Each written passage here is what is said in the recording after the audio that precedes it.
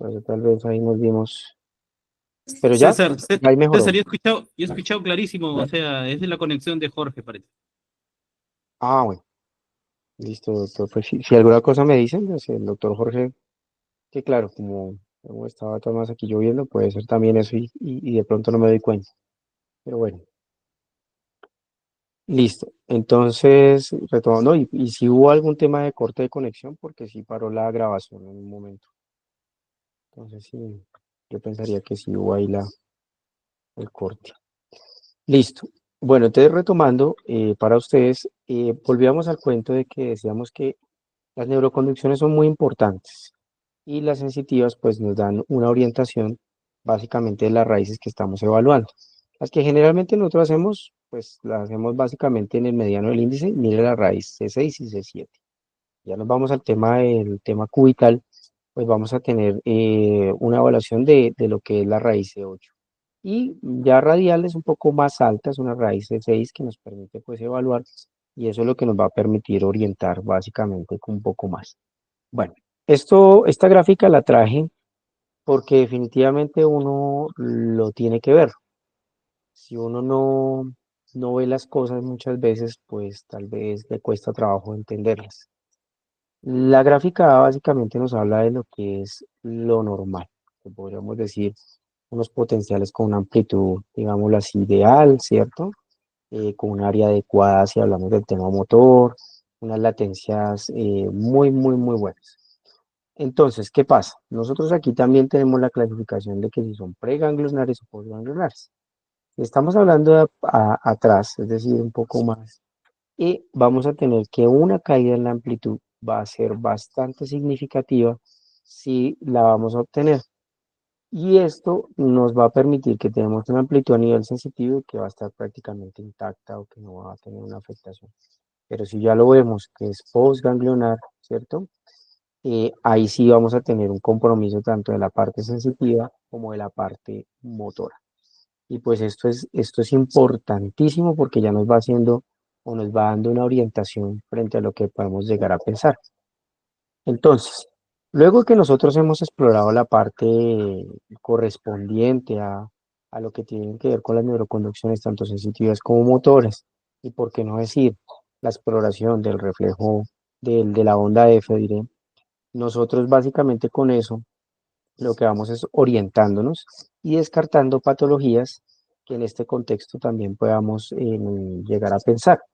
Uno dice, bueno, síndrome del túnel del carpo, listo, una plexopatía, una neuropatía, listo.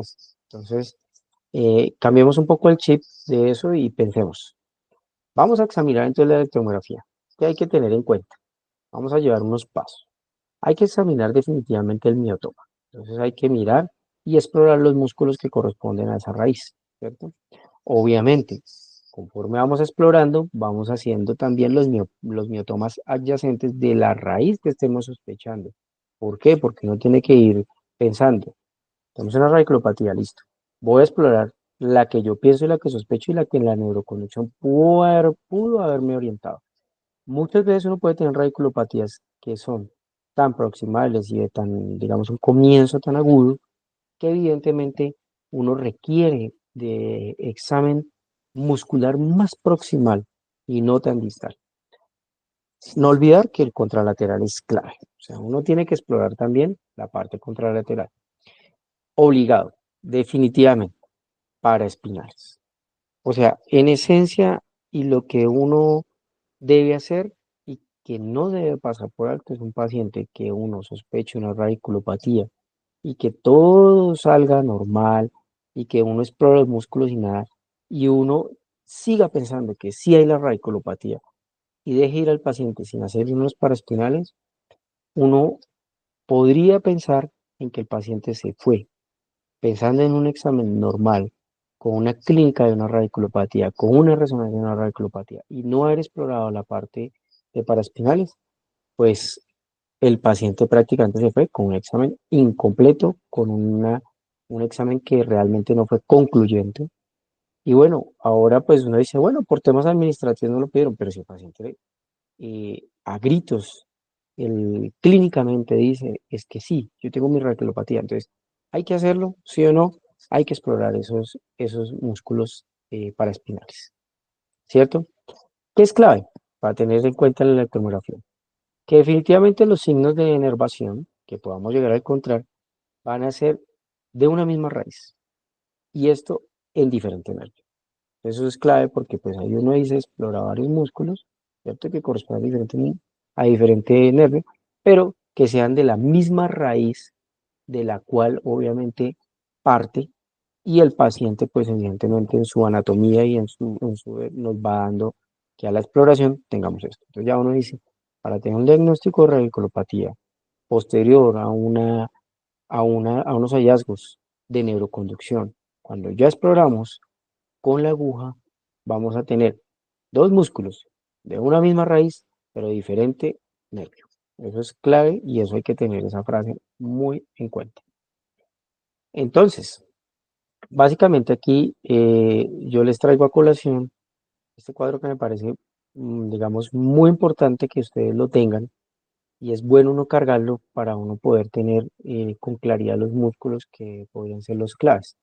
Es decir, si yo estoy pensando en una radiculopatía C5, no puedo dejar de pasar de explorar el supraespinoso y el infraespinoso. Bueno, lo que hablábamos en algún momento, son de difícil acceso muchas veces, se corre el riesgo de crear lesiones que de pronto no pueda que no. Listo. Entonces tenemos el deltoides y tenemos el bíceps brachialis que podemos nosotros en este contexto explorar. Y fíjense que el brachioradialis también, y ya, acuérdense que son dos músculos de la misma raíz, ¿cierto? Que nos van a permitir dar un diagnóstico. Entonces, con estos dos, o con este y con este, o con este y con este, ya tenemos diagnóstico de radiculopatía C5. Bueno, vámonos para el C6. Listo. Entonces, volvemos al cuento. Deltoides, ¿cierto? Un bíceps, aquí se nos amplía un poco más porque uno para diferenciar entre un C5 y un C6, ahí tenemos el pronotócteres. Es un músculo que nos va a permitir diferenciar. Y bueno, ¿y por qué no flexor carpio radialis? Entonces tenemos de aquí arriba, puede que tengamos uno ahí, ¿sí? Y usted dice C5, C6. Bueno, hay que desempatar la vaina. Bueno, entonces aquí tenemos pronotócteres o flexor carpio radial, ¿cierto? Vámonos para el C7, que es un poco más complejo en ese contexto, porque pues obviamente tenemos músculos que se comparten, pero fíjense ustedes que también tenemos el flexor carpio radialis, ¿cierto? Y vamos a tener obviamente el flexor carpio ulnaris ahí. Uno diría, uff, pero mire, el C8 es mucho más, pero listo. ¿Qué músculo nos permitiría como hacer una diferenciación? Ya tocaría empezar al extensor carpio ulnaris para pensar que sea C7. Y seguimos con C8.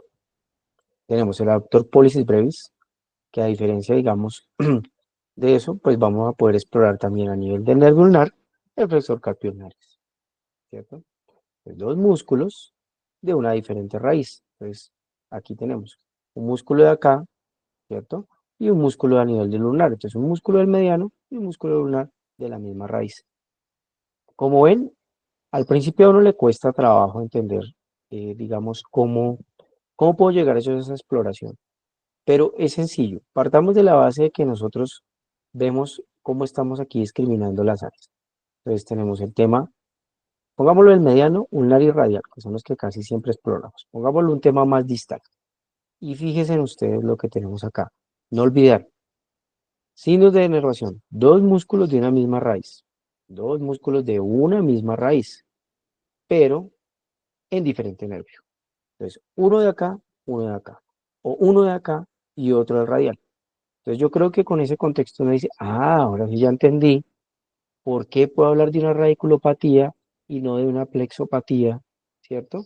Si yo entiendo esta definición que la define que es el diagnóstico de la radiculopatía, con esta definición que una sola raíz con afectación de dos músculos de diferentes nervios. ¿Listo? Eh, ¿Sí fue un poco claro o de pronto les generé más duda?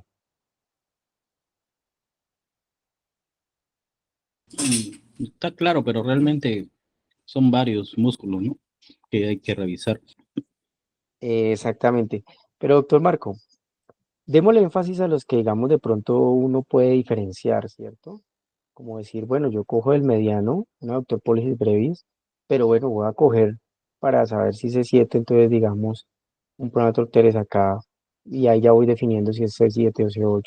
pero la clínica es la que le va orientando. Eso es lo más importante porque pues obviamente uno dice, bueno, vamos a explorar todas las raíces de C5 a T1, pero pues tengamos en cuenta que no estamos haciendo un plexo y ya nos va orientando es porque es una radiculopatía. Vamos a tener una radiculopatía C8 y pues evidentemente la sintomatología va a ser más de cubital.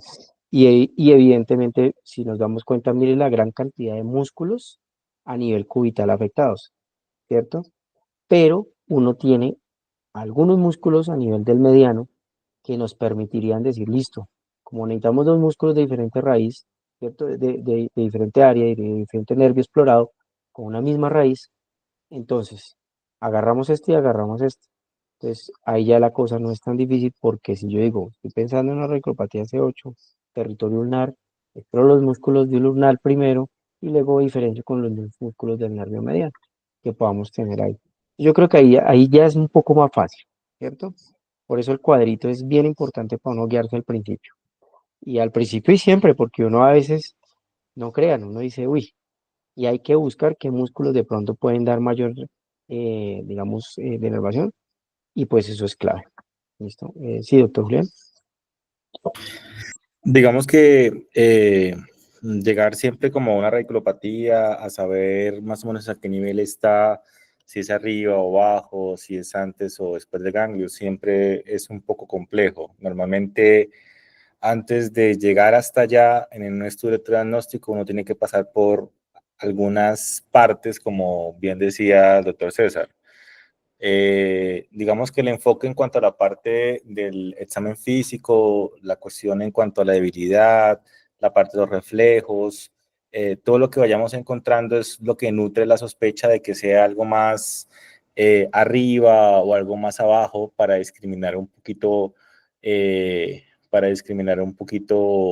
lo que estamos encontrando. Entonces, cuando estábamos viendo plexopatías, uno de nuestros diagnósticos diferenciales eran las radiculopatías. Y ahora cuando vemos radiculopatías, uno de los diagnósticos diferenciales son las mismas plexopatías o incluso las mismas mononeuropatías.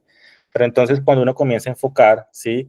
Hay ciertas cosas puntuales que uno comienza a encontrar, ¿sí? Ya si tenemos debilidades distales o proximales o algún patrón funcional que no se cumpla o algún reflejo puntualmente afectado, ya sea a nivel de miembros superiores e inferiores, comienza a enfocar un poquito más hacia dónde va la cosa. Cuando hacemos la parte de la neuroconducción, ¿sí? Que es como la secuencia de lo que uno va haciendo, antes de llegar a la aguja, normalmente uno siempre pasa por las corrientes, y el hecho de que uno encuentre, digamos desde el punto de vista sensitivo, como decía César, ¿sí? El hecho que lo sensitivo esté indemne o normal, ya es una gran fortaleza de que lo que estamos buscando está todavía más arriba, viene mucho más arriba de un plexo y es algo más preganglionar. Y como tenemos un segmento en específico, a no ser que sea un canal cervical o lumbar estrecho, que es un poco más raro, o que sea algo polirradicular, o que tenga múltiples niveles asociado a algo irritativo, tipo mielitis, o de pronto un tumor que esté en diferentes partes, que pues llega, pero pues no es tan común como radiculopatías específicas. Afortunadamente podemos englobar ciertas cosas. Entonces, por lo menos hay músculos que van más hacia C5, hay músculos que van más hacia C6, hay músculos que son específicos de C8, por ejemplo. Entonces, como estamos englobando las cosas, parece un estudio muy extenso, muy grande, pero realmente vamos de algo muy grande a algo muy pequeño, ¿sí? Entonces, ya si por lo menos tú encuentras algo muy significativo como para pensar en algún daño axonal en cierta zona, no tienes que salirte más allá de lo que ya encontraste como para cerciorarte de lo que ya tienes, porque sencillamente lo que encontraste es puntual. Entonces, como decía César, en el caso de las radiculopatías, son tan sensibles o incluso los miotomas que encontramos son tan específicos y puntuales, y esa es lo maravilloso de la máquina del cuerpo humano, que al ser tan sensibles, con solamente dos músculos que encontremos es suficiente o tenemos una muy buena sensibilidad para decir que hay un miotoma afectado. Entonces, no es rebuscar y rebuscar y rebuscar, véanlo como algo grande que se va volviendo cada vez más pequeño, como si fuéramos colando o filtrando la información que vamos obteniendo. Claramente hay cosas que a veces no son como uno quisiera hacer, ¿sí? A veces hay datos inconclusos, ¿sí? Y siempre, por lo menos la presencia de, muchas veces cuando no encontramos cosas puntuales en las extremidades, nos toca remitirnos a la parte paraespinal, y ahí comenzamos puntualmente, de acuerdo al nivel que sospechemos, podemos encontrar también información que nos puede ayudar. Pero entonces no, a veces a medida que comencemos a hacer los estudios y nos comiencen a llegar los pacientes, se van a dar cuenta que no es tanto como parece, sino enfocar bien al paciente del principio y enfocar el estudio hacia lo que queremos encontrar. ¿Listo? Qué pena, Citer. Bueno, muchas gracias, doctor Julián. Entonces sí, lo que dice el doctor Julián es muy importante porque si uno empieza a divagar y la ideal es que ustedes se enfoquen. Entonces, aquí viene o sea, para resolverles muchas dudas, porque esta es la pregunta que uno siempre se hace y que básicamente uno muchas veces no encuentra una respuesta clara, que es, digamos, cómo es que podemos, digamos, evaluar adecuadamente en tiempo lo que es el tema de la radiculopatía. Entonces, los cambios que van a ocurrir en la radiculopatía van a llevar a una lesión, pues que en este contexto van a ser neuropáticas, ¿cierto? Entonces vamos a tener signos de inervación, dependiendo, como les decía en el cuadro anterior, y esto va a llevar a una pérdida accional, como bien lo acaba de decir el doctor Julián en ese aspecto. Pero para que pase eso, ¿qué es? Tenemos un día cero. El paciente levanta la nevera, lo invitaron a un trasteo. No se dejen invitar a trasteos porque, miren, ahí el día cero no pasa nada. Y a los 8 días lo invitan a uno al asado para la inauguración y agradecerle, y uno ya viene el dolor, pero todavía no aparece nada. Pero todo este tiempo, ¿cierto? Ya empieza uno a tener ahí dificultad, el reclutamiento empieza a reducirse, dolor, limitación funcional, el paciente no duerme, se queja, bueno, en fin, uno trata de indagar en este lugar y dice, venga, ¿usted hizo alguna mala fuerza? Y, uy, sí, doctor, ¿cómo le parece? Entonces, fíjense en ustedes, día cero, trasteo. De 10 a 14 días ya vamos a tener denervación de músculos paraespinales. 10 a 14 días.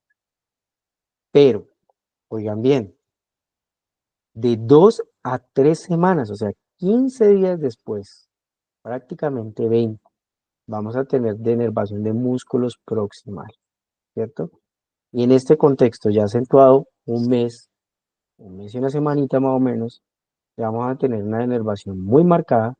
Y en este contexto podemos poner de ejemplo miembros inferiores, un tibial anterior, así. Pero además de eso, antes del mes, ya el paciente empieza a hacer procesos de reinervación. O sea, ¿cómo es la situación tan compleja que muchas veces nosotros ya, si el paciente fue minucioso a, a consultar, nosotros en 10 y 14 días ya tenemos una denervación, pero de paraespinales. Pero ya, después de 2 semanas, ¿cierto? Unos 15 días, ya hay procesos de inervación y de reinervación. Bueno, hablando ya de 5 a 6 semanas, hay denervación de músculos más distales. Es decir, ya lleva tanto tiempo esa raíz con tanta afectación o compresión o afectación mecánica, que fíjense en ustedes a dónde nos llevó esto. Casi pasó un mes y medio y el paciente ya tiene alteración a nivel distal, que es, lo típico es que el paciente llegue prácticamente entre la cuarta y la quinta semana. Entonces ya cuando llega uno, imagínense, en teoría lo que decía Julián, ya uno se enfoca y encuentra signos que nos lleven a pensar en una radiculopatía del nivel correspondiente o de la afectación donde esté.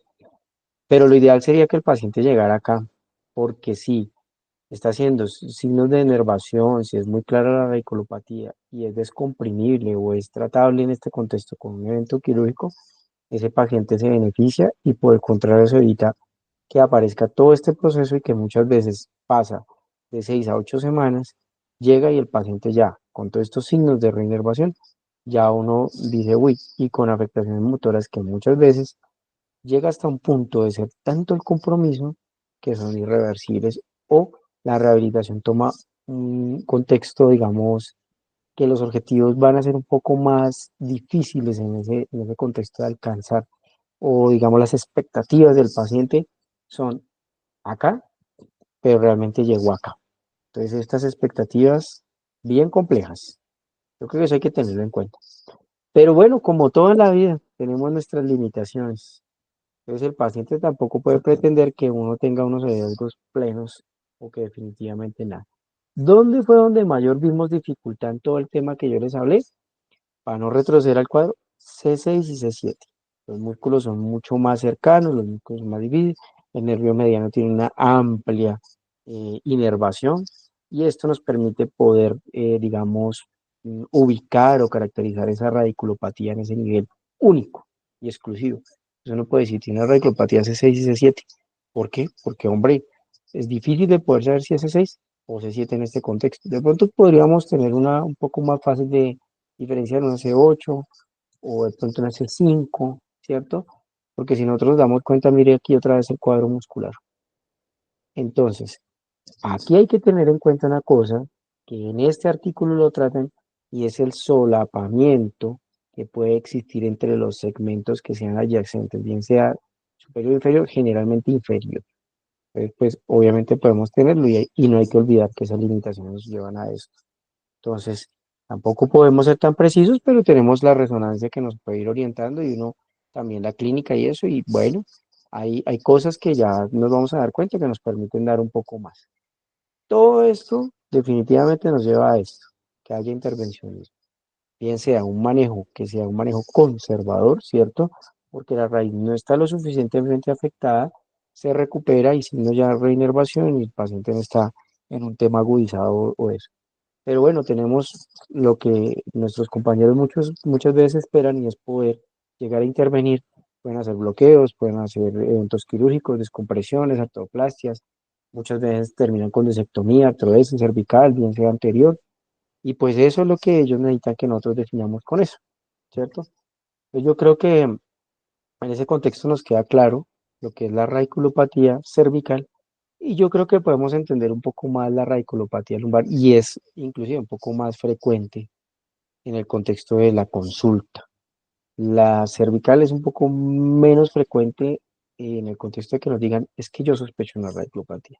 Mientras que en la lumbar siempre es, yo sospecho una radiculopatía. Y uno dice, bueno, listo, está bien, hagámoslo. Entonces, continuemos. Entonces, en este contexto de lo que tiene que ver con los miembros inferiores, ¿cierto? Aquí viene una cosa, es la causa más frecuente de consulta, el dolor lumbárico, una sospecha de radiculopatía, y por consiguiente nos van a llegar muchos exámenes a realizar, ¿cierto? Entonces, la exploración física no olvidarla, todo el contexto de los exámenes, ¿cierto? Y aquí cobra un valor muy importante lo que es la parte electrofisiológica en el paciente. Y esto puede pues llegar a variar entre pacientes, ¿cierto? Nos va a proporcionar nuestra información frente a lo que el paciente llega con dolor, pérdida, inclusive y alteración o debilidad motora que nosotros tenemos que tener en cuenta. Entonces, no olvidar, igual un síndrome neurológico periférico, la lesión puede ser mecánica, va a haber irritaciones de las raíces nerviosas espinales y por consiguiente la pérdida tanto de la función sensitiva como motora, que muchas veces es muy evidente y tenemos pacientes con pie caído, pacientes con dolor, dolor muy específico y exquisito a nivel del dermatoma y eso lo tenemos. No olvidar nuestra epidemiología. En general, cualquier persona, no importa la población, en el momento de la vida, va a tener dolor lumbar. Eso es clave, eso es consulta. Consulta de fisiatría de dolor lumbar. Esos llegan porque llegan. En el día uno puede tener fácilmente de 10 pacientes, 7 con dolor lumbar. Eso no se escapa. Entonces, pues evidentemente los niveles que con mayor afectación puede llegar a uno a tener, pues los más móviles, como lo habíamos dicho en un principio, lo que es L5, L5S1, y son los niveles que básicamente uno puede tener. Aquí viene algo muy importante que hay que tener en cuenta, y es que, digamos, si el paciente presenta una verdadera radiculopatía, ¿cierto? Estos pacientes van a tener síntomas que son muy característicos, o sea, nosotros no podemos dejar. Y ojo, el dolor lumbar es un síntoma, podemos pensar que no, o sea, no es un diagnóstico, es un síntoma, porque no puede tener un dolor lumbar que sea una discopatía, un dolor lumbar que sea una radiculopatía, o un dolor que sea tipo solamente mecánico o que sea dolor mixto. Entonces, esto es muy importante porque, como les digo, como es tan frecuente, la reconsulta y la consulta, además las ganancias terciarias y todo que los pacientes llegan, pues aquí viene que uno se deje orientar realmente por la clínica que uno tiene del paciente en un inicio, con la anamnesis adecuada, pero también con los signos que tenemos nosotros, que hay que tener eso en claro. Igual, tenemos mecánicos y no mecánicos como afectación a nivel de la raíz, ¿cierto? Entonces podemos tener mecánicos, el atrapamiento de la raíz, como lo vemos ahí en la gráfica, el sufrimiento, ¿cierto? Y estos son cambios que pueden haber por temas degenerativos a nivel de la columna, digamos, a nivel de la zona lumbar sufre bastante, básicamente pierde volumen, a nivel de la edad pierde mucho más. Si son pacientes que hacen fuerza y todo, pues evidentemente vamos a tener compromisos ahí que no se van a escapar y lo más seguro es que va a tener su radiculopatía. En los no mecánicos, pues vamos a tener algún tema de un proceso inflamatorio que se lleva a cabo o simplemente que nos vaya a afectar directamente el núcleo al nervio como lo vemos ahí propiamente en la gráfica. Bueno, respecto a la lesión mecánica, lo que yo les decía, puede haber fricción, puede haber una fractura que justamente nos pueda llegar a comprometer eso. Y esto nos va a llevar a una irritación clínica, a una inflamación como lo vemos aquí en la gráfica y el daño que vamos a tener, una irritación. Por eso muchas veces dicen pacientes, es que a mí me iban a operar y yo me mejoré o yo fui al... No, lo que pasa es que esto mejoró, pero que haya existido, claro. Ahora, por eso juega un papel importante lo que nosotros hacemos, para que el paciente en este contexto sepa cómo está, cuál va a ser su pronóstico y si realmente justifica o no realizar un proceso quirúrgico que ya lo abordará el tema de neurocirugía. Entonces, la compresión la vamos a tener, disminuye lo que decíamos en contextos del aporte sanguíneo y el aporte nutricio, y esto es en el contexto mecánico. Y en los no mecánicos, todo un proceso inflamatorio que nosotros vemos. Entonces aquí tenemos los problemas de los discos intervertebrales, que es una consulta muy frecuente, donde nosotros tenemos básicamente un disco normal, que vemos en pacientes de 20, 25 años, bueno, en adolescentes, un disco bueno, con un volumen adecuado, entre discos se respeta, una columna con una buena alineación y adecuada, ¿cierto?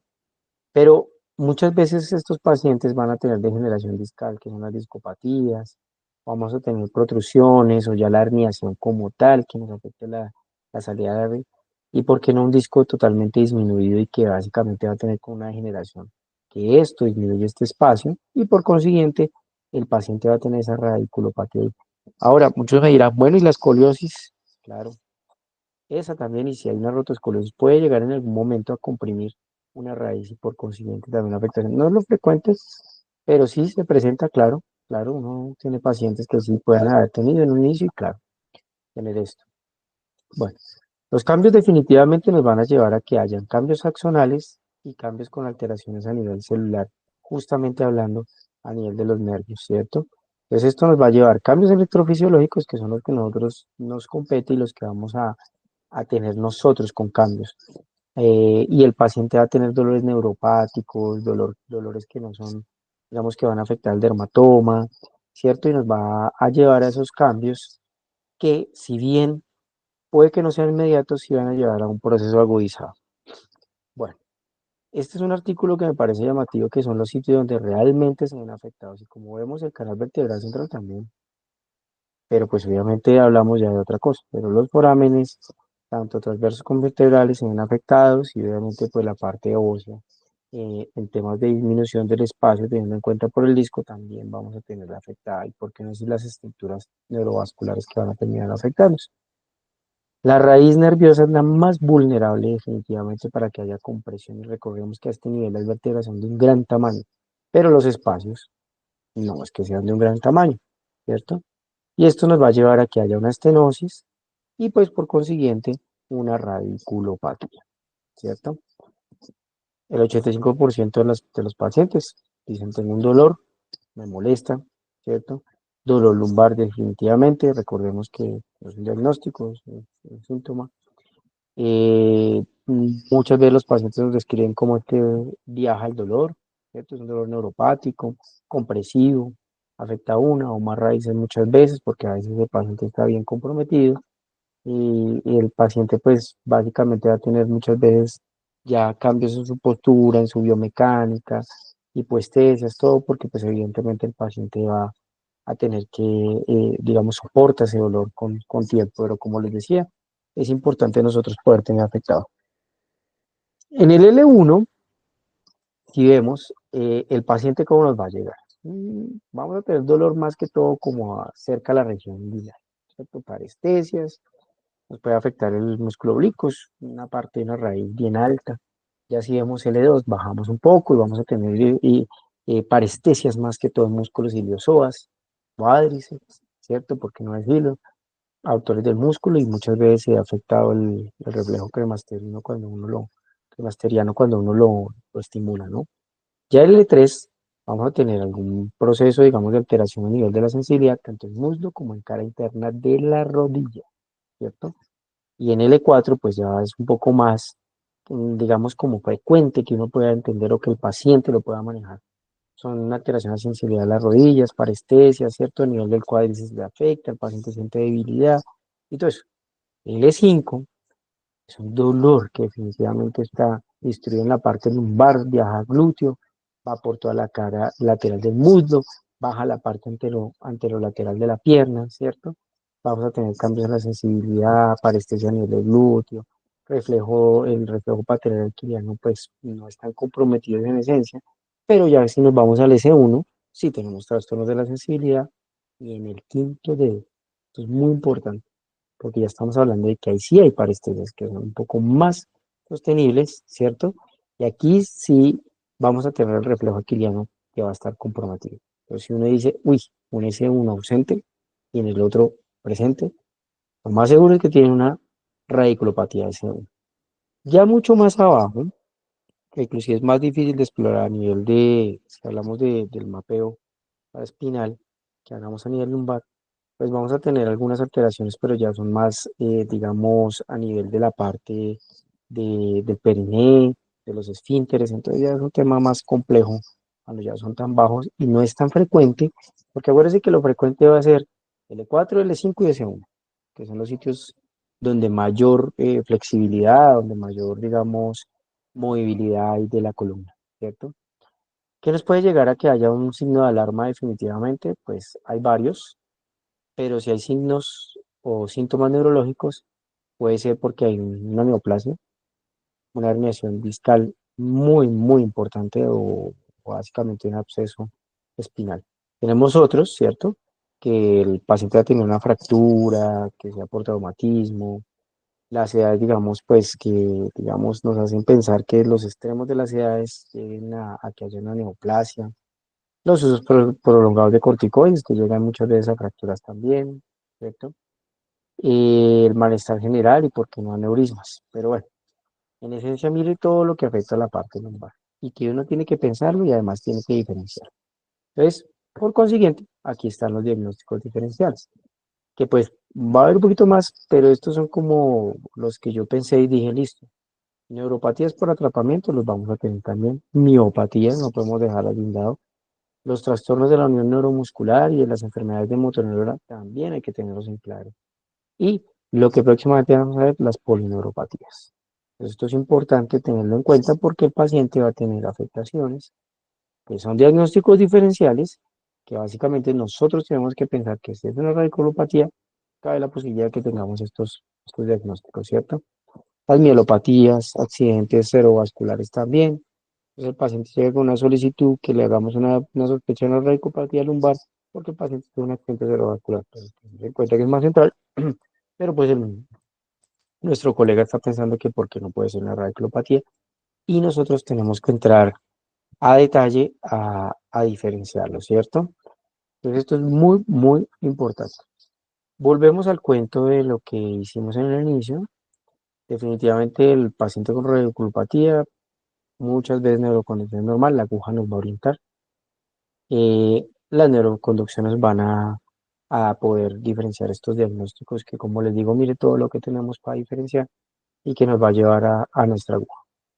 Pero aquí también el protocolo existe, así como lo teníamos en miembros superiores, pues lo tenemos en miembros inferiores. Definitivamente, nervios de explorar que no se nos pueden escapar, tibial y fíbula. Eso es importante. Y en los sensitivos, evidentemente, que sea un peroneo superficial, hay que también mirar, pero también podemos hacer por dermatomas y mirar la distribución radiculopatía pues, por la sospecha que pueda haber. Aquí ya incluimos otra respuesta tardía, que no hablamos en el de miembros superiores, que tiene un poco más de validez o un poco más de sensibilidad para tener en cuenta el tema de la radiculopatía S1 y que muchos se han preguntado por qué me piden en la sospecha de radiculopatía de miembros inferiores hacer reflejo H. Claro, el reflejo H nos permite tener una claridad en una radiculopatía S1 y en este contexto hay que hacerlo bien.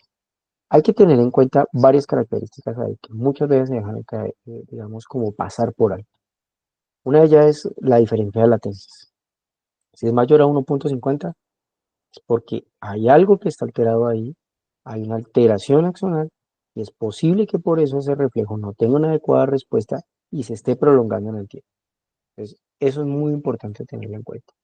Además, que bien, si lo hicimos en la clínica y tenemos una ausencia clínica, ¿cierto? Pues nos sale un reflejo H, pues es una radiculopatía S1. Y voy, coloco la aguja en los músculos que corresponden a la radiculopatía S1. Ahí está el diagnóstico.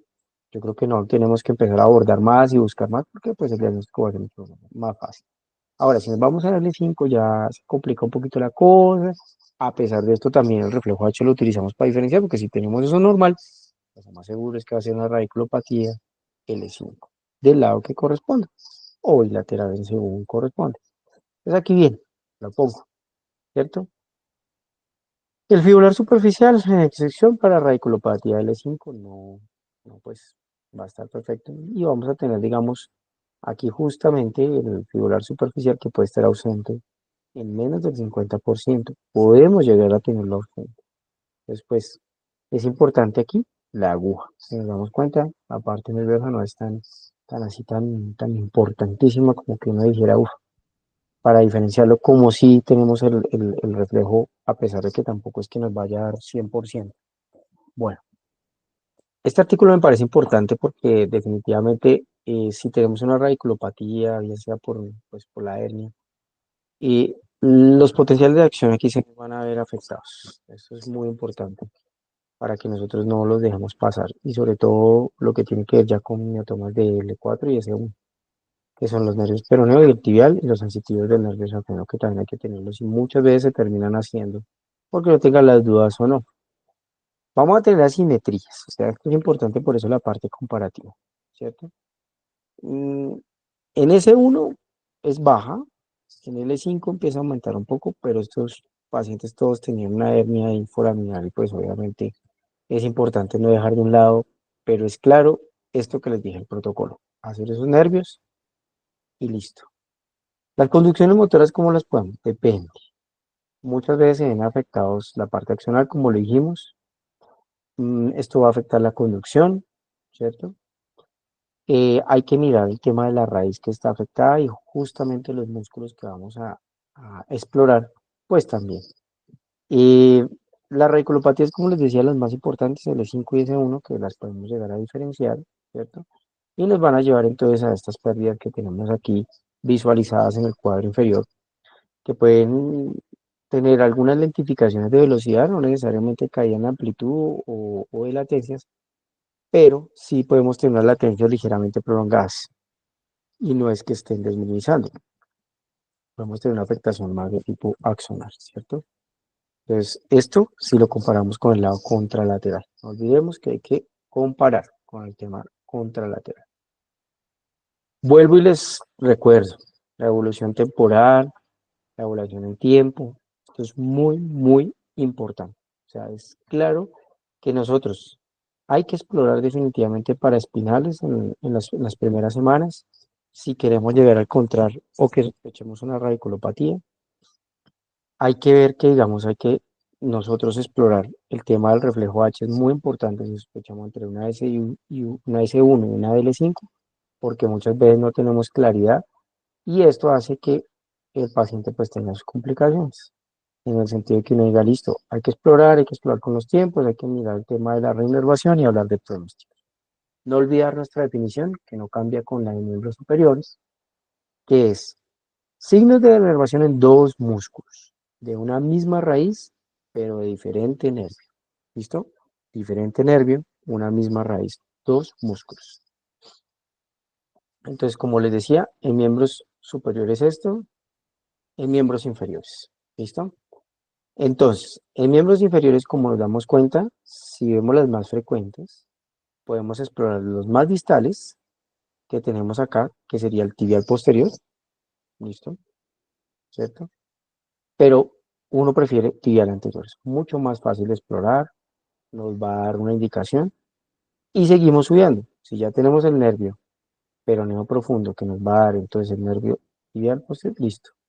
Vámonos un poquito más arriba, tenemos el tensor de la fascia lata. Muchas veces no es tan fácil explorarlo, pero lo podemos explorar. Pero mire que tenemos los isquiotibiales mediales, que nos pueden dar ahí una indicación. Entonces el bíceps femoral short podemos explorarlo y nos puede dar una L5 y podemos tener un diagnóstico claro. Ahora, S1, tenemos el reflejo H. Y vamos y exploramos gastrocnemio medial. Listo. Tenemos ahí el otro nervio, diferente a lo que no encontramos en el L5. Pero miren que también podemos hacer el aductor del meñique del pie, mucho más distal. Es fácil de explorar, también podemos encontrar ahí. Pero bueno, muchas veces uno se va más para abajo y también el meñique, pero S1 y L5, como nos damos cuenta, acá. Si ya vemos raíces más, digamos, altas, si bien la parte de musculatura es mucho más alta y más reducida, no son tan frecuentes, recuerden que la más frecuente es L5, S1, pero muchas veces uno puede sospechar un L4, pero uno reporta L5, S1, porque mire la gran variedad de músculos que tiene, uno generalmente hace una buena exploración, siempre va a terminar uno explorando lo que es el tibial anterior, el gastro, uno ya ahí entonces puede escoger un fibular, puede escoger un aductor del meñique del pie, que es doloroso, pero miren la importancia que cobra cuando uno quiere definir tener L5 y NS1, y los bíceps femoral short que pues no son difíciles de explorar en este contexto. Pues obviamente vamos a tener tanto en cervicales como en lumbares la presencia de agudos positivos, de vibraciones, ¿cierto? Que ya las conocemos. En ocasiones descargas complejas repetitivas, pero pues obviamente no, esto nos va a indicar más una cronicidad y son, digamos, radiculopatías ya crónicas, con 6 meses más de evolución, con un pronóstico sombrío, tanto funcional como neurofisiológico, si lo vemos. Entonces, miren lo importante que uno va a tener. Entonces, uno puede encontrar aguditos positivos, ¿cierto? Y fibrilaciones, y es un diagnóstico que básicamente nos va a dar en la parte o de un inicio, ¿cierto? Pero miren ya cuando se complica la cosa, es el paciente que uno dice, pero ¿por qué llegó hasta ahora? Muchas veces no tienen la culpa, muchas veces son pacientes que han ido, inclusive, por qué no decirlo, a otro tipo de especialidades que no llegaron acá, ¿cierto? El kinesiólogo, de pronto personas que van y le hacen masajes, o bueno, o no pudo consultar antes porque no consiguió la cita y mire hasta dónde el paciente avanza. Pero esto es importante porque pues realmente muchos de esos pacientes terminan a veces hasta con terapia y mire todo lo que el paciente tenía, una radiculopatía que hubiera podido ser solucionable, en muchas ocasiones operable, y el paciente ya con cambios crónicos ya es diferente. En ese contexto, uno puede tener reinervación aberrante también. Y así como uno la tiene en la pared de ver, uno también puede llegar a tener pacientes con acciones que llegan y terminan haciendo algunos temas o cambios que son sobre todo a nivel cervical, ¿sí? Radiculopatías cervicales. Entonces el paciente tiene alteraciones de esa raíz nerviosa que vaya a hacer ramificaciones, dos o más axones, y pues irradia otros músculos, ¿cierto? Entonces, pues obviamente también puede tener afectación a nivel de la respiración, con una afectación al diafragma. Entonces, fíjense la importancia de uno poder tener eso. Como les decía, también tenemos una debilidad en este contexto, y pues lo ideal es que nosotros podamos identificar la parte segmentaria, pues en referente a las raíces que exploramos, pero también tenemos nuestras limitaciones y eso ya lo hablamos en la parte cervical. Entonces, pues no pensar que es un examen que netamente nos va a dar la información sin tener eso. Entonces, para entrar en ese contexto, quisiera preguntarle si todo más o menos quedó un poco más claro. En la radiculopatía lumbar es un poquito más sencilla, si hablamos desde el contexto de puntos explorativos, si se dieron cuenta. Y uno no se complica, o es L5 o S1, para no ponerse a dar chances, pero uno también puede encontrar L4, L3, L2. ¿Sí? Entonces, no sé si tienen alguna pregunta o algo.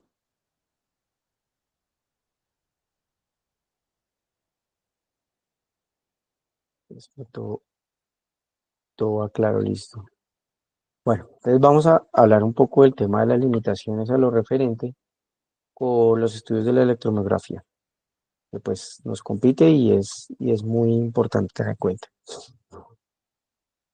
Entonces, muchas veces lo que yo les decía, el tiempo juega un papel muy importante porque el estudio muchas veces en los primeros días puede salir normal, ¿cierto? Y las lesiones van a salir es después, o la exploración, digamos, va a ser mucho más proximal que distal. Entonces, ahí hay una limitación, el tiempo, ¿cierto? Eh, pues si la radiculopatía es desminimizante, la electromiografía puede llegar a salir normal porque la acción realmente no va a estar en su completo lugar afectado, ¿cierto? Entonces no hay pérdida accional, pero existe radiculopatía, pues no va a haber signos de denervación. Y realmente si está, digamos, la raíz sensitiva, digamos, afectada, la electromiografía también puede llegar a ser normal. Entonces el paciente tiene síntomas sensitivos, eh, son un poco mayores, ¿no? Que presenten la lesión de la raíz sensitiva con raíz motora pueden ser preservadas y la electromografía pues puede salir normal y la radiculopatía está ahí. Entonces, como vemos, no somos infalibles, no, el hecho que nos llega el paciente y que refiera ciertos síntomas que nos orienten a pensar en radiculopatía, que el neurocirujano o uno de nuestros otros colegas piensen de que sí, el paciente tiene una radiculopatía, tener en cuenta, separar los diagnósticos diferenciales, sospechar si la radiculopatía, explorar, hacer el protocolo. Si ya hicimos el protocolo y corremos el riesgo de que salga la tomografía normal, no se asusten. Puede que estemos fuera de lugar en tiempo o puede que, digamos, no es suficiente la afectación de tipo axonal para que hayan hallazgos electrofisiológicos. Mm, puede haber que existan diferentes fascículos afectados, ¿cierto? O otros preservados, ¿cierto? Entonces esto, digamos, pues se presentan síndromes compresivos y por lo tanto, digamos, la electromografía pues es un poquito más específica, pero hay que hablar un poquito más de músculos. No nos podemos quedar ahí. O si tenemos una duda de pronto, hay que explorar, digamos, un poco más proximal. O sea, no nos quedemos en lo distal, más proximal. Muchas veces los paraespinales salen normales, sí, ¿por qué no? Entonces, digamos, lo ideal es que estén alterados, ¿cierto? Pero pues puede que estén conservadas las raíces o las ramas dorsales y nos van a salir normales. Entonces, pero el paciente sigue e insiste con el tema de que si hay la radiculopatía. Bueno, no es tan sencillo que uno haga paraespinales y evidentemente podamos tener un nivel muy exacto. Porque acuérdense de los asolapamientos que existen entre ellos. Es decir, uno puede tener denervaciones a nivel hasta 2 niveles por encima o 2 niveles por abajo. Entonces uno puede llegar y tin, y explora y la raíz puede llegar a decirnos, no, pues me está saliendo afectado L5, L4 y L3. O puede ser que me salga afectado C8, C7 y C6. Y lo más frecuente es que salga afectado C6 y C7. Entonces le dicen, como digo yo ahí que sí tenemos. Entonces ahí es importante que en la conclusión uno coloque que pues se encuentra esos hallazgos de afectación o que pueden llegar a comprometer las raíces C5, C6 o C5, C6 y C6, C7 y C8, que es como lo que uno puede llegar a colocar.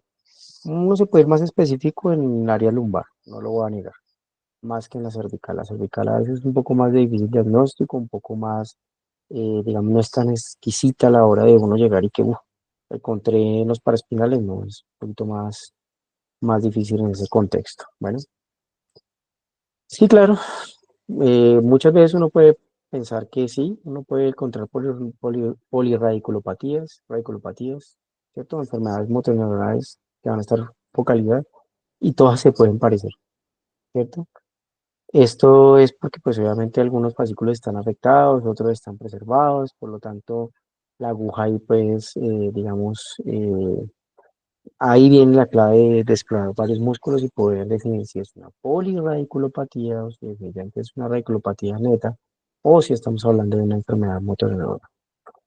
Entonces, si vemos, esa es otra de las limitaciones. La radiculopatía solo puede estar alterado los músculos distales, no, los proximales también, y pues obviamente también podemos tener deformaciones de músculos básicamente que nos afecte la parte de la raíz, ¿cierto? Entonces, si hablamos de un proceso crónico, como lo evidenciamos en una de las anteriores diapositivas, claro que sí, a mayor compromiso en tiempo, pues evidentemente lo más distal sí lo vamos a encontrar, pero en un inicio no, ¿listo? En un inicio es muy proximal. Y bueno, ahí viene la estenosis, pues, o el canal estrecho, que básicamente nos puede llegar a comprimir algunas raíces, generando, digamos, una sintomatología más claudicante, y esto nos puede llevar a una compresión radicular intermitente, puede o no tener cambios a nivel electromiográficos, entonces es posible que a uno le llegue un canal estrecho, inclusive un paciente con neuroconducciones, con exploración electromiográfica, tras del hecho con unos somatosensoriales, y bueno, y el doctor fue muy juicioso y le complementó con ondas F y con reflejos H, todo el combo, y uno empieza a sacar cosas, empieza a tratar de mirar alto, y por consiguiente uno dice, bueno, listo, tiene un canal estrecho, pero y bueno, ¿y por qué no puede ser una radiculopatía o una polirradiculopatía? Entonces ahí es donde uno se la juega muy bien, no hay que comprometerse con diagnósticos que uno ve que la cosa no está muy clara y que uno ve que pueden existir otro tipo de diagnósticos y que están apoyados con la imagen diagnóstica y con una eventualidad de que uno de nuestros compañeros, en este caso sea un neurocirujano o cirujano de columna ortopedista o si quiera tomar una decisión, lo puede hacer basado en otros. Recordar que nosotros no estamos dando un diagnóstico estructural, sino estamos evaluando la función en este contexto neurofisiológica, cómo se comporta ese músculo, cómo esa unión neuromuscular se ve afectada y cómo ese axón se ve afectado a través del tiempo y cómo es que realmente esa raíz sí se está afectando y nos está llevando a unos cambios que en lo posible pues los vamos a encontrar como lo vimos en la exploración muscular. Entonces, si se dan cuenta, tenemos nuestras limitaciones y no podemos dejarlas de un lado y definitivamente pues vamos a tener lo que más adelante podemos encontrar, que asociado a enfermedades, ¿cierto? Que podemos tener pues un botulismo o enfermedades en ancianos que ya pues por ser crónicas y eso, es posible que no encontremos muchos de los nervios y estemos pensando en una polineuropatía y ahí sí tenga una polirradiculopatía o que los reflejos H estén ausentes y puedan ser bilaterales y no diga, no, pero es que ahí está una radiculopatía de ese uno, no, pero hay que pensar en la edad del paciente. Y el paciente en la edad avanzada, 85, 90 años, y uno pretende que los reflejos H salgan perfectos, yo pienso que vamos a tener como dificultades en ese complejo de dar nosotros nuestro aval de que es una radiculopatía de ese uno. Entonces, por eso les digo que hay que mezclar todo, hay que juntar todo, analizar, ver el contexto del paciente, ver el tipo del dolor, ver los dermatomas afectados y por consiguiente así ver si nosotros realmente tenemos una afectación o no para poder llegar y hablar de que sí, podemos tener una radiculopatía, una polineuropatía, poder diferenciarlo entre crónicos, si es leve o no, y así poder nosotros hablar con claridad de la radiculopatía de ese paciente. Bueno, de aquí voy a pasar un poco rápido en frente a la respuesta tardía porque ya la fuimos hablando. Lo único que les digo es que las ondas F son limitantes diagnósticas y básicamente lo único que nos permite es evaluar una respuesta motora. Entonces, en la extremidad superior solo nos permite evaluar C8 y T1 y en la extremidad inferior van a tener una mejor respuesta en lo que tiene que ver con L5 y S1, ¿cierto? Y hay que compararlas, hay que ver cómo se están comportando, hay que ver esa amplitud, ver la cronicidad, ver cómo es que se están comportando para nosotros poder llegar y hablar algo. Si encontramos una alteración en estas respuestas, lo más seguro es que la lesión es muy severa. O sea, sinceramente, eso es lo que nos permite evaluar la onda F. Entonces, como se dan cuenta, ya vamos caracterizando. pero de lo contrario no. El reflejo H, como les venía hablando, es un reflejo pues obviamente monosináptico, es una respuesta tardía de un estímulo motor y definitivamente es, digamos, como el equivalente o lo que nos da, digamos, un contexto de la ausencia o no de un aquiliano que encontramos al examen físico y que aquí nos va a dar la comprobación si hay o no respuesta y nos va a orientar un poco más a una radiculopatía S1 y nos va a permitir diferenciarla. Les traje este porque me parece que el reflejo HL4, que no es muy frecuente realizarlo, pues evidentemente también puede estar prolongado y vamos a tener una afectación. Y en ese contexto también hay que ver los comparativos y ahí hay que sospechar en que pueda existir una radiculopatía L4 y pues ahí ya es otro contexto, ¿cierto? Bueno, yo pienso que hasta ahí vamos como bien. No sé si hay alguna pregunta, duda. Y si se dieron cuenta, la parte lumbar es un poco más sencilla. Entonces, yo creo que le daré continuidad al tema de los paraespinales, Cecita, ¿sí? Sí, buenas noches, qué pena con ustedes, me tengo que retirar. Muy buena exposición, Cecita. Nos vemos el próximo jueves, ¿vale? Buenas noches a todos. Buenas noches, Cecita. listo. Buenas Permiso. noches. Permiso. Bueno, entonces yo creo que en este contexto hay claridad, ¿cierto? O sea, yo pienso, traté de hacerlo lo más sencillo posible. No se asusten, no tengan miedo al tema de las radiculopatías. Sé que no es fácil al inicio y poder tener como un orden mental, pero yo pienso que a medida que ustedes van haciendo y van resolviendo mucho más y van teniendo pacientes con clínica y muy sugestiva de radiculopatía, en la exploración se van a dar cuenta que ya ustedes de antemano en la cabeza, cuando ustedes dicen sospecho de radiculopatía, hacen de inmediato el protocolo. Y el protocolo es muy claro, no olviden lo que les dije, una misma raíz, dos músculos de diferente nervio. Ya con eso ustedes dicen, listo, me voy a la fija y crean, digamos, un protocolo en ustedes. Cada uno dice, yo siempre voy en miembros inferiores a explorar tibial anterior, gastrocnemio, y me voy a ir por un bíceps femoral short y en ocasiones voy a irme por el lado del meñique, el quinto dedo, y lo exploro. Con esos cuatro que ustedes tengan, créanme que están explorando diferentes nervios y por consiguiente raíces que se comparten y van a llegar a un buen diagnóstico. Entonces yo creo que no van a tener así como pierde y ya ustedes van ampliando a medida que van haciendo, ¿listo? Entonces, no sé si hay alguna pregunta antes de ya meternos a los paraespinales. Doctor Wilmar, o doctor Jorge, ¿alguna pregunta? No, Sosita, todo bien. Listo. Entonces, pasemos a nuestro mapeo paraespinal que básicamente la American Association Muscular y Electrodiagnostic nos habla muy claro y son muy abiertos en el tema de cómo realizarlo. Realmente fue escrito hace mucho tiempo, en 1991, si lo hablamos desde el contexto de que ya estamos prácticamente entrando al 2025 y vemos que la sensibilidad es bastante alta y la especificidad, ni decirlo, es mayor al 90%, inclusive la sensibilidad se acerca, aumenta más al 95%. Esta gráfica, a pesar de ser antigua, la traigo porque no tiene colores, pero tiene cosas muy llamativas, ¿no? Es decir, los cuerpos vertebrales para nosotros, cuando lo hacemos en un contexto que no tengamos a la mano la parte ecográfica, podemos ver que una distancia de 2.5 centímetros desde la apófisis espinosa y subiendo 1 centímetro, ¿cierto? Es decir, más a proximal, tenemos un factor eh, que nos da seguridad, ¿sí? Eh, y ese factor de seguridad nos va a evitar que tengamos complicaciones, ¿cierto? Porque pues obviamente uno dice, para espinales, uff, y si son cervicales, wow.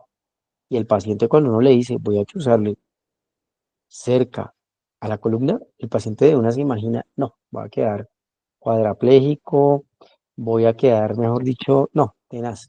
Entonces hay que aclarar muy bien al paciente que es un examen que es molesto, que lo único que uno necesita es que el paciente esté en una adecuada posición, relajado, ¿cierto? En lo que corresponde, mejor dicho, en lo que el paciente pueda estar relajado, ¿cierto? Y hay que explorar bilateralmente, porque no podemos dejar de decir que porque el paciente tiene una sintomatología del lado derecho, no podemos explorar el lado contralateral o el hemicuerpo contralateral que corresponde a la parte cervical o lumbar. Eso es muy claro. En esta gráfica hay una cosa que es muy discutible y es el tema de una exploración que ustedes dirán, bueno, uy, pero ya sacro. Bueno, realmente eso es una exploración que si estamos viendo, esto es ya de un artículo anterior, pero vamos a ir a entrar en materia. Definitivamente es una prueba obligada. Todo el tiempo lo manifesté, lo dije, si uno piensa en una radiculopatía, hay que hacer paraespinales, ¿cierto? Son los ramos primarios, ¿cierto? Posteriores, que esto pues obviamente nos va a diferenciar de los anteriores, que van a inervar las extremidades, entonces ya nos van dando un poco más de bagaje. Y frente a la alteración, pues básicamente nos van a un compromiso de las astas anteriores, ¿cierto? Y nos permiten evaluar pues una lesión, digamos, de tipo más proximal o propiamente la raíz. Estamos muy cerca, bastante cerca de la raíz, ¿cierto? No olvidar que básicamente a los prácticamente 10 días ya tenemos una respuesta y estos músculos son muy fiables, inclusive a la primera semana ya hay respuestas, ya podemos encontrar agudos, puede que no sean unos agudos de un gran tamaño y que inclusive sean difíciles de poder interpretar, pero el sonido les va a dar la clave. El sonido es clave. ¿Por qué? Porque resulta que aquí tenemos o juega un papel muy importante el tono. Como el paciente, todos tenemos un tono axial y es difícil que haya un silencio eléctrico, o sea, pleno, no. O sea, que me diga que ingresa una aguja y el paciente hace un silencio eléctrico, difícil. Puede que lo haga en un segundo, listo, pero el paciente va a tener una contracción continua y eso está dado por el tono que tiene el tema de la musculatura axial.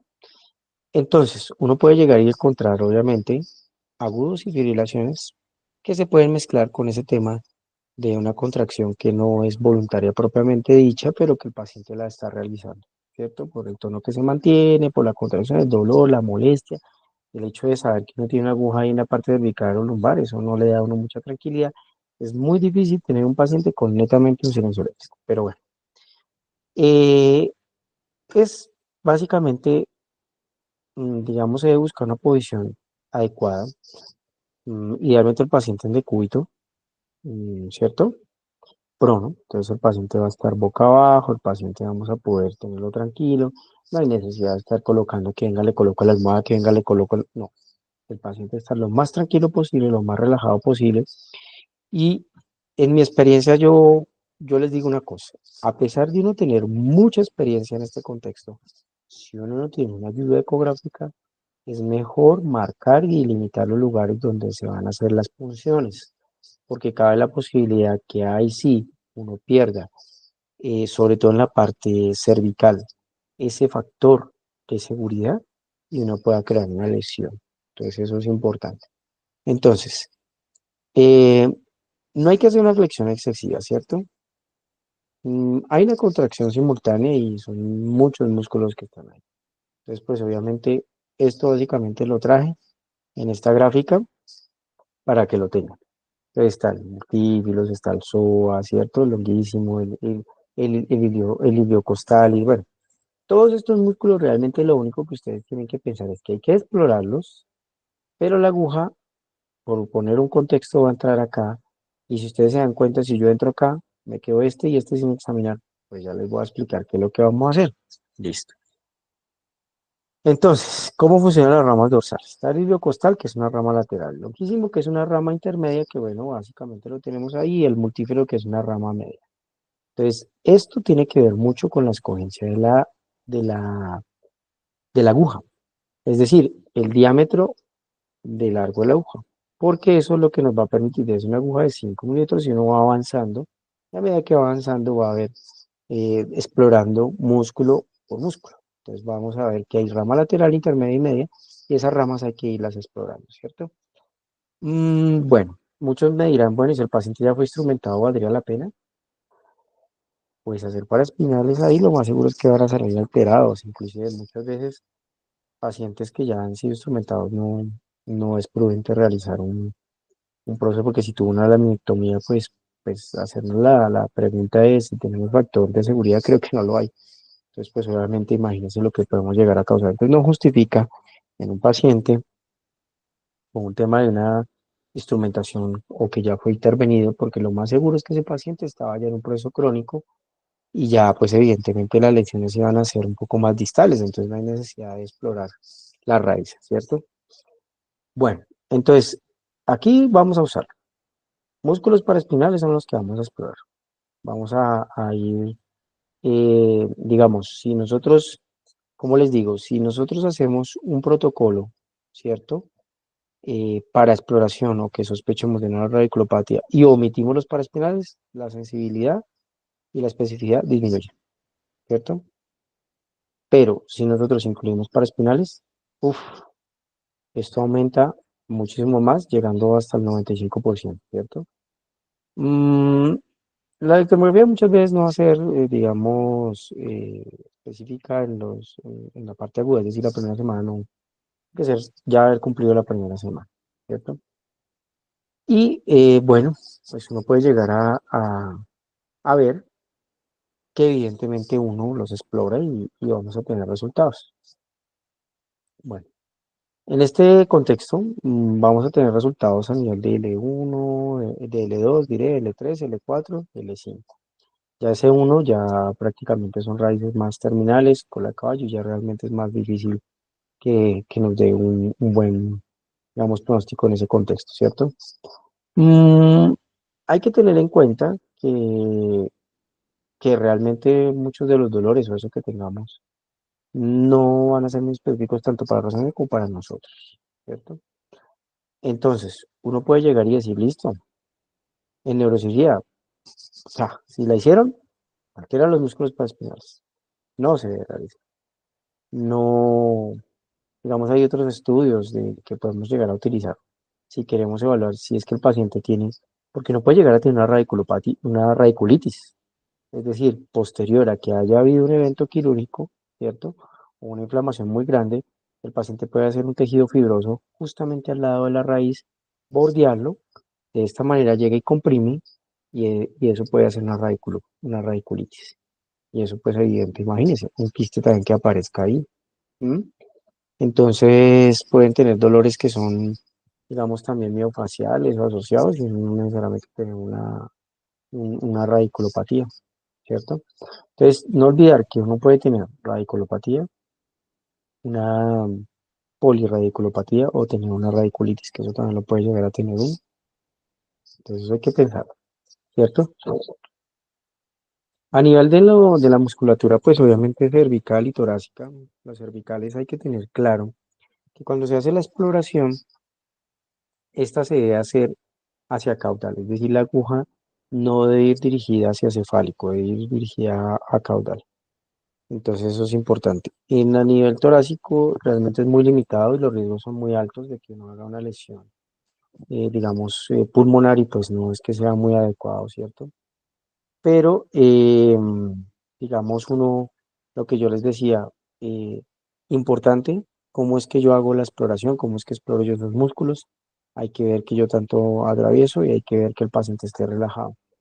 Entonces, para eso, lo que yo les decía, el tema de la seguridad que he venido yo básicamente como mostrándoles, uno tiene, la apófisis espinosa se dirige 1 centímetro, 1,5 centímetros hacia lateral, ¿cierto? Bien sea el lugar que evaluemos, sea izquierdo o derecho, y en este contexto la aguja debe inclinada más o menos a 45 grados, debe ser una aguja que entra, ¿cierto? Y además de eso hace un movimiento circular donde uno va extrayendo y va ingresando. Extrae e ingresa. Y también la profundidad es importante para evaluar los diferentes grupos musculares que tenemos a nivel axial. Pero siempre pensar que a nivel de este hueso tenemos el factor de seguridad que si golpea ahí, pues no va a pasar nada, ¿cierto? Entonces, nunca a nivel craneal, siempre a nivel caudal, ¿listo? Es línea media y a nivel caudal, si hablamos del tema cervical, no olvidar eso, caudal. La aguja va dirigida, o sea, ingresa, tenemos el paciente el cuello, nuestra aguja va a ingresar hacia el nivel caudal con una inclinación de 45 grados. Vamos a explorar en ese contexto, ¿sí? Nuestros músculos y evidentemente vamos a tener ahí. Bueno, hay otros trastornos que definitivamente, pues, digamos, nos pueden llegar a que hayan hallazgos paraespinales que pueden ser las miopatías, ¿cierto? Las estenosis, pues, obviamente de tipo lumbar, las radiculopatías propiamente dicho y eso. Entonces, la técnica, ¿cómo es? Básicamente lo que yo les decía. Vamos a tener la parte de la musculatura, ¿cierto? Eh, este básicamente es el mapeo que nos dice la asociación. Tenemos obviamente la rama lateral y la rama primaria dorsal. Entonces, la ideal, ¿cuál es? Lo ideal es que nosotros tenemos estos pequeños fascículos, ¿cierto?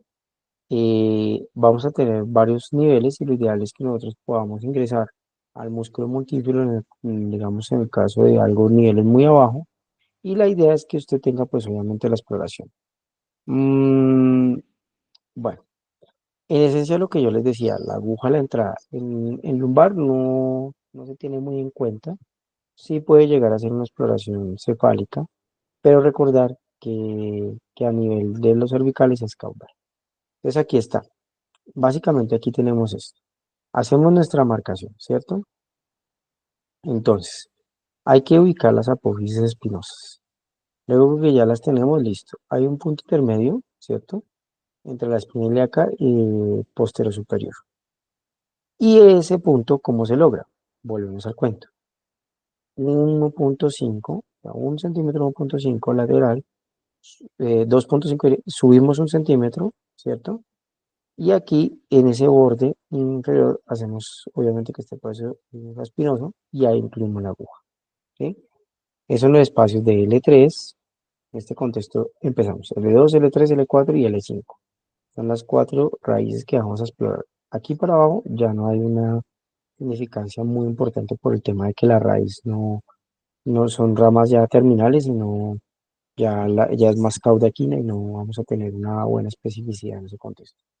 Entonces, siempre tener en cuenta, colocar el paciente, marcarle los puntos que vamos a explorar. Recuerden que son 2.5, 1 centímetro arriba, es decir, si vemos aquí tocamos apófisis espinosa, corremos aquí, subimos un poco y si nos damos cuenta, miren dónde estamos, en la parte, ¿sí?, de lo que corresponde a nuestro cuerpo vertebral y eso es lo que va a permitir, digamos, protección.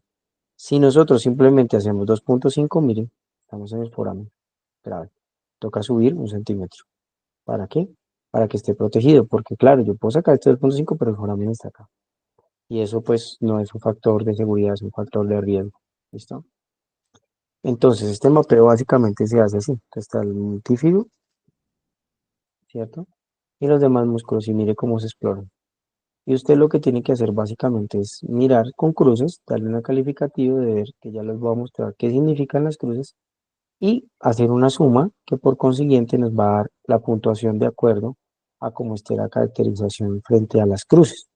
Así en este caso fue de 18, pero ya les voy a decir. Entonces la aguja es una aguja de 5 milímetros, de 50 milímetros, miren, o sea, 5 centímetros. Vamos a explorar en el caso de la parte lumbar L2, L3, L4, L5 con una angulación de 45 grados. Vamos a explorar 3 sitios diferentes, que justamente por eso los recuadros están en 3. Vamos a calificar la actividad espontánea de la columna y las anormalidades deben reproducirse en 2 ubicaciones con una dirección determinada. Es decir, si yo puse esto y lo coloco, digamos, en otro músculo, van a haber 2 ubicaciones y eso es lo que hay que colocar. Si no hay ninguna, no tiene significancia. Si hay una, pues tampoco. De la actividad espontánea, pues obviamente vamos a ver que las placas terminales no se van a tener en cuenta, como yo les decía, con la contracción. Esto es muy significativo. Si se dan cuenta, esta sería una radiculopatía L5, ¿cierto? Del lado derecho. Pero pues obviamente, miren, hizo formación acá, pero no afectó a las demás. Eso es muy importante hacer un mapeo. Aquí está el significado. Si la puntuación es 0, es que no se obtienen datos fiables o la actividad, digamos, del músculo causa, digamos, artefacto y no podemos visualizarlos bien.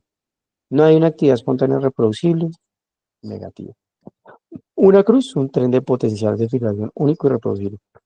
Usamos, apareció un único. Si hay dos, entonces más de un tren de potenciales, ¿cierto? Y en diferentes configuraciones, en diferente profundidad. Si aparecen tres, son numerosos, son múltiples potencial de fibrilación a más de una profundidad. Es decir, exploramos varios músculos que vamos ingresando y vamos a aparecer que en todos hay. Y los cuatro es que definitivamente los potenciales de fibrilación llenan toda la pantalla. Es decir, vamos a tener esto muy lleno. Como vemos aquí, 3 puntos. Entonces son muchos potenciales. No están llenando la pantalla en su totalidad, pero sí vemos que hay una afectación, ¿cierto? Bueno, pues definitivamente hay que tener en cuenta las apófisis espinosas, hay que ver el proceso espinoso que va en el E5, que es el palpable, y el L3 y el E4 y el E2, que pues obviamente tenemos que calcularlo y ubicarlo para nosotros tener en cuenta. Este es el formato que nos arroja, ¿cierto? Entonces ahí está la columna S, que básicamente aquí está, y el multífilo que básicamente lo vamos a tener ahí. Cómo ellos explican que se debe hacer, las puntuaciones que se deben tener en cuenta, la localización que como se dan cuenta 2.5, un centímetro arriba, se debe palpar adecuadamente, una aguja que pues ingrese transversalmente. Recuerden que a nivel cervical es más caudal que cefálico, o sea, no se debe utilizar cefálico, vamos a causar lesión en el paciente y pues eso no es lo que vamos a querer, ¿no? Digamos, las puntuaciones de 0 a 2 son normales, las de 0 a 4 en personas de mayor edad son normales, podemos tener alteración, no se tiene en cuenta, y para arriba ya pues obviamente vamos a tener que son patológicos. Bueno, el rango pues digamos normal aumenta con la edad, como les decía, 0 a 4, no pasa nada, ¿cierto? Y muchas veces va a ser difícil. Bueno, aquí entonces los errores que podemos tener en la técnica, que definitivamente la actividad de inserción pues no sea reproducible, mm, digamos la puntuación pues no sea la adecuada cuando nosotros hacemos, que se pierda el multífilo, sobre todo el E5 por ser demasiado, digamos como alto, uno sabe si está realmente calculándolo, sobre todo en el E5 porque pues el músculo está ahí. Y en pacientes obesos definitivamente la aguja no va a llegar a la parte muscular, lo que vamos a estar explorando más que todo es la parte, digamos, de tejido adiposo, ¿cierto? Bueno, digamos, pues los pacientes delgados también hay que tener cuidado porque pues los músculos van a estar ahí. Entonces, pues una aguja de ese tamaño, pues evidentemente si atravesó, pasó tejido adiposo que es leve, una ligera capa, pues también podemos tener complicaciones o riesgos. Hay que pensar la exploración cómo la hacemos. Lo ideal es que cojamos el multífilos, ¿cierto? Y el longuísimos y podamos explorarlo y pues tengamos una correcta exploración. Eh, digamos, sí podemos hacer lo que yo les decía a nivel torácico, pero es mucho riesgo, ¿cierto? También podemos pensar todo el polineopatía, miopatía, metástasis y otros trastornos que pues también se deben considerar. Y hay que pensar que la parte de musculatura pues está distribuida toda en la parte axial, pero pues evidentemente la que vamos a explorar. Esto lo puse definitivamente porque puede pasar que pensando en la retinopatía nos manden potenciales evocados somatosensoriales. Realmente son muy limitados, sobre todo en el diagnóstico de la radiculopatía. No es muy conveniente pedirlos. Si uno sospecha una radiculopatía, mire todas las herramientas que tenemos, incluyendo imágenes diagnósticas. Y esto nos evalúa más que todo fibras gruesas, las sensibilidades, digamos, profunda, digamos, como el tema radicular va por fibras más lentas o más delgadas. Esto es como si estuviéramos explorando con una onda de F más larga, que llega prácticamente a corteza, pero realmente atraviesa más la parte sensitiva. eh, Puede comprometer varios niveles, no necesariamente uno, ¿cierto? Puede sobrepasar la raíz que realmente está afectada y puede confundirnos más en el diagnóstico, ¿cierto? No es muy claro, entonces realmente hacer potenciales evocados somatosensoriales pensando en una radiculopatía no sería muy indicado. En un canal estrecho muchos me dirían, ¿por qué no? Claro, sí, es una herramienta que se puede utilizar, pero tampoco es la más, digamos, sensible o específica para decir que un canal estrecho, y además no debemos comprometernos con el tema de un canal estrecho, en el tema de la parte radicular así. ¿Qué es importante y que quiero dejarles hoy? y que espero pues haber sido claro y conciso, que definitivamente el examen físico en todo lo que llevamos de nuestras clases y el curso es importante, es preciso, debe ser realizado antes de iniciar el estudio y no debemos pasar cosas por altas. Un examen normal es buen predictivo para que no tengamos, digamos, en el contexto de la radiculopatía, que ya uno se va llevando una idea. El electrodiagnóstico nos aclara las dudas que tengamos, nos diferencia de los diagnósticos diferenciales, ¿cierto? Y pues definitivamente nos permite el examen físico tomar decisiones junto con las neuroconducciones, como hace la exploración desde el punto de vista electrodiagnóstico. Entonces eso nos ayuda a que la electromiografía sea un poco más exquisita en eso.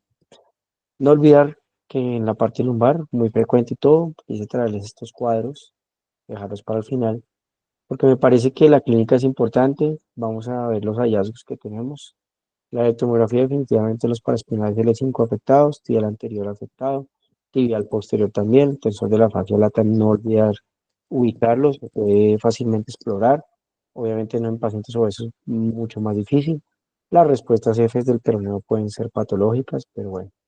Y los hallazgos normales, el vasto medio, siempre lo vamos a encontrar normal, los gemelos, el glúteo mayor también, el reflejo H va a ser normal, ¿cierto? No vamos a tener ningún, digamos, alteración ahí. Si ya pasamos a S1, miren que acá sí ya hay hallazgos que son típicos para alterar S1, lo que les decía, son difíciles de evaluar, no están en el mapeo paraespinal, pero bueno. Definitivamente el reflejo H y las respuestas F van a salir alteradas, sobre todo el reflejo H. Y digamos, pues aquí al contrario de lo que fue la radiculopatía L5, fíjense que el tibial anterior es normal, el de Leo es normal, y el de la fascia lata va a salir normal. Entonces son músculos que podemos hacer y ahí ya podemos ir sacando nuestras conclusiones. Y definitivamente pues eso nos lleva a nosotros tener un mejor rendimiento a lo que corresponde, ¿cierto? Entonces, el diagnóstico de radiculopatía definitivamente una causa muy frecuente. Nos lo remiten bastante, sobre todo si hay dolor cervical y lumbar. Indispensable hacer paraespinales, electromografía en los músculos, inicialmente un poco más proximales y a medida que va cronificando, más distales, ¿cierto? Entre más extenso sea o entre más músculos evaluemos, pues obviamente la sensibilidad aumenta. Pero quiero dejarles claro que no olviden lo que yo les coloqué 2 veces.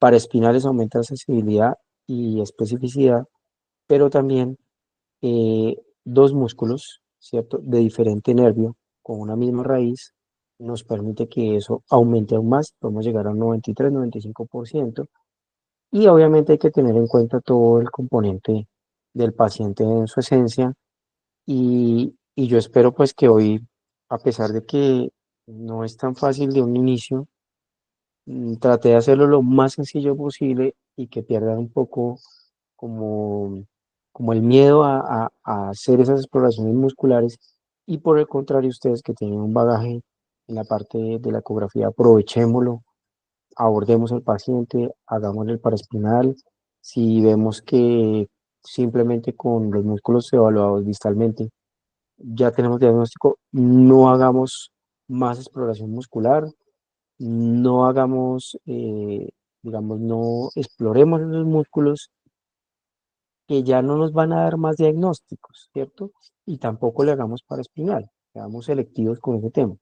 Y ya tenemos eso, diagnóstico, dejémoslo ahí, demos nuestra conclusión, que es una conclusión, tratar de ser un poco específicos, digamos, no tan comprometidos, en el sentido de que sí es bueno colocar que es una radiculopatía S1 o una radiculopatía L5, sí es ideal colocar si tiene cambios crónicos, si hay reinervación, si hay denervación, si es derecha o izquierda, porque pues eso va a ayudar a que nuestros compañeros, si requieren de algún abordaje invasivo, puedan tomar una muy buena decisión basado en lo de nosotros.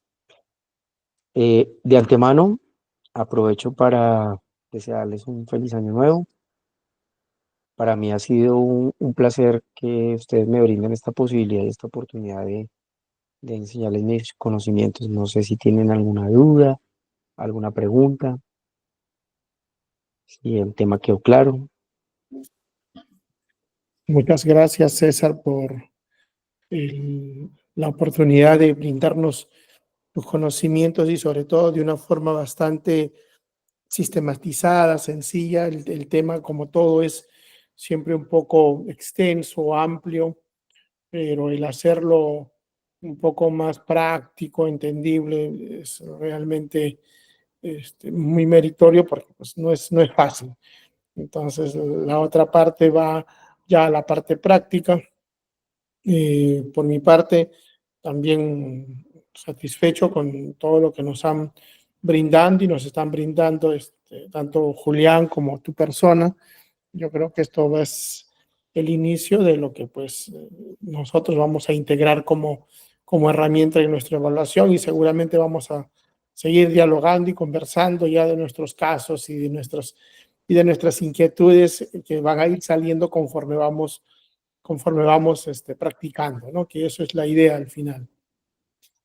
Sí, señor. Y doctor Jorge, muchas gracias. Y sí, para todos abierto a las dudas y siempre cuente con nosotros con el apoyo. Habrán casos fáciles, pero habrán casos difíciles que es bueno uno tener de pronto una opinión o uno pensar que qué más le puedo hacer si tengo la posibilidad y discutirlo ahí con los compañeros. Uno debe apoyarse mucho, sobre todo en estos temas que ya, si ustedes se dan cuenta, requiere un poco de más bagaje.